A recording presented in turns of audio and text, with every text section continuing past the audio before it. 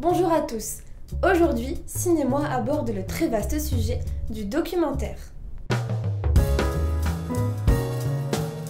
Les pionniers du documentaire sont également les pionniers du cinéma. Les frères Lumière réalisent des vues documentaires comme La sortie d'usine de 1895.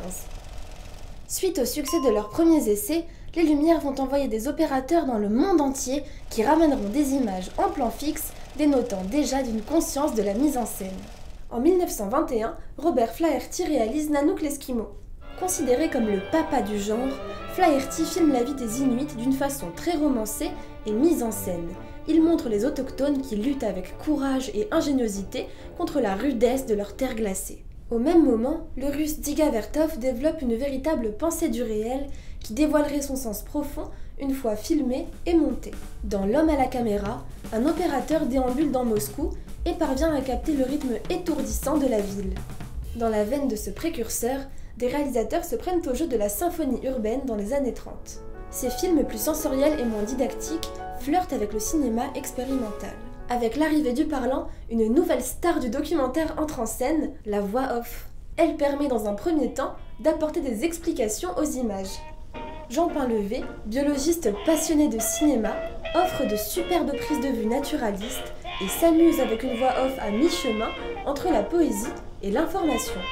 Son travail sera d'ailleurs décrié par de nombreux scientifiques, puis admiré par les surréalistes tels André Breton.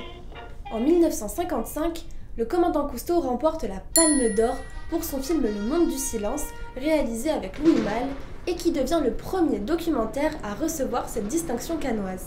À partir des années 50, les évolutions techniques permettent aux documentaristes de prendre du son en direct et de filmer avec des caméras plus légères et autonomes. En 1954, Jean Rouch tourne Les Maîtres fous au Ghana, qui offre un point de vue inédit sur le pays traversé par le colonialisme et développe une cinématographie novatrice qui inspirera très largement les cinéastes de la nouvelle vague. Ces avancées technologiques démocratisent également le cinéma documentaire en le rendant accessible à tous, même sans formation technique.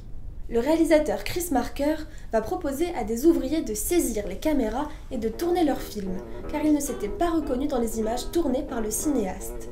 C'est la naissance du groupe Medvedkin avec Classe de lutte, tourné par les ouvriers en 1969. Une autre approche du documentaire consiste à filmer la réalité au plus près, sans intervenir, en observateur.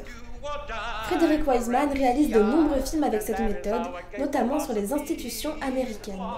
De nombreux cinéastes marquent l'histoire du documentaire, comme Chantal Akerman, Nicolas Philibert, Ritchie Pan, Wang Bing et bien d'autres encore. Je pourrais vous parler de documentaires pendant des heures, mais il est grand temps pour moi de vous quitter. Et je vous dis à très bientôt pour un nouvel épisode de Cinémoi.